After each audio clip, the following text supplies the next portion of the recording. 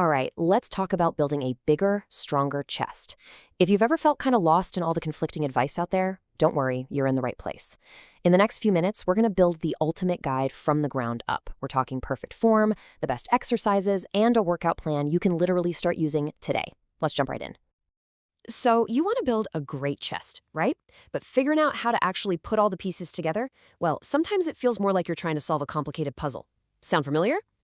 Well, here's the good news. It is so much more straightforward than you might think. Seriously, this is going to be your clear, no-nonsense roadmap to getting it done. But before we even touch a weight, we need to build our foundation. Understanding the why and the how is what separates a truly effective workout from just going through the motions. And let's be clear, a strong chest is about way more than just how it looks. It's about real functional strength. It's the engine for all your pushing power, it's a huge key to maintaining good posture, and it's absolutely vital for creating a balanced upper body that helps protect your shoulders from injury. We're building a more capable, more resilient body here.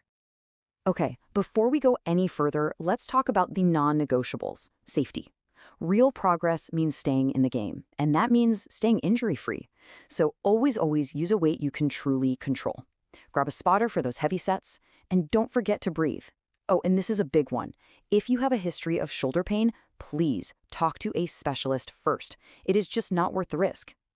All right, let's get moving. Your warm-up shouldn't wear you out. It should just prepare the muscle. So start with some simple shoulder circles and arm swings to get the joints ready. Then knock out a few incline push-ups just to wake up the chest. You can finish with some light band work. You're basically sending a clear signal to your muscles that, hey, it's time to get to work. So, with our foundation set and our body warmed up, it is time to introduce the stars of the show. These are the core exercises that are going to form the backbone of any great chest routine. And we have to start with the king, the barbell bench press.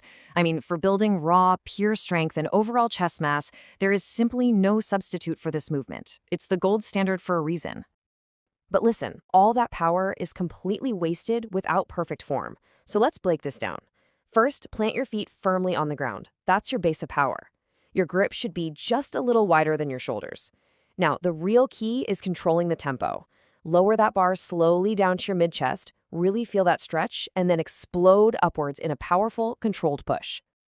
Now, this slide right here shows the huge difference between just moving weight and actually building muscle.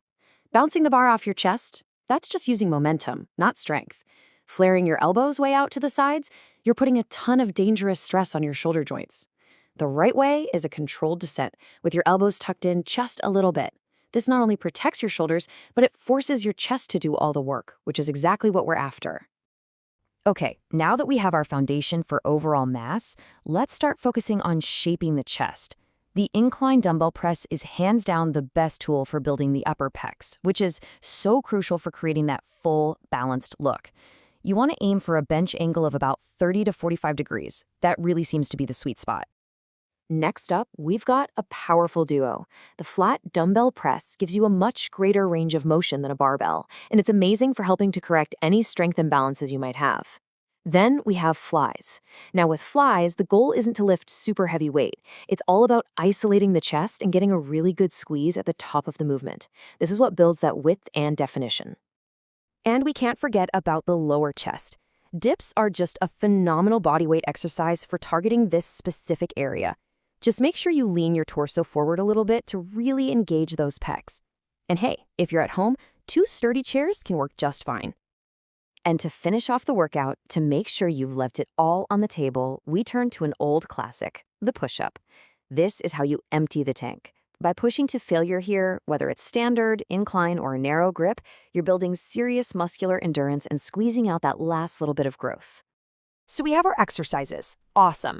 But a pile of bricks doesn't just become a house, right? Now we've got to look at how to assemble these movements into a smart, effective plan. This table basically lays out the 2 main paths you can take. If your goal is pure strength, you're going to use heavier weight for fewer reps. See the 4 sets of 5 on the bench press?